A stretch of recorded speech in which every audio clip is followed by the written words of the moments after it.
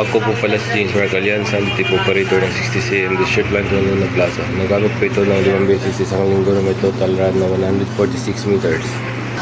Ito po yung head, capping, at wiper. Ganito naman po yung tamang pag-headlead. Tapos mag-headlead pa natin yung punasan ng capping at wiper. Ganito naman po yung tamang pag-nasib check.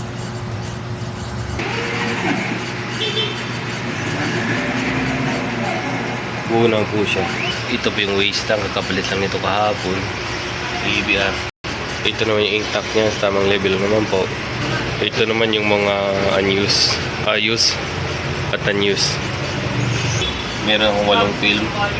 7 powder. Siyam na white. Isang yellow. 2 black, 4 ng magenta at 3 cyan at 2 QE solution at 7 white solution. Ito naman yung physical inventory ng 60cm updated naman po.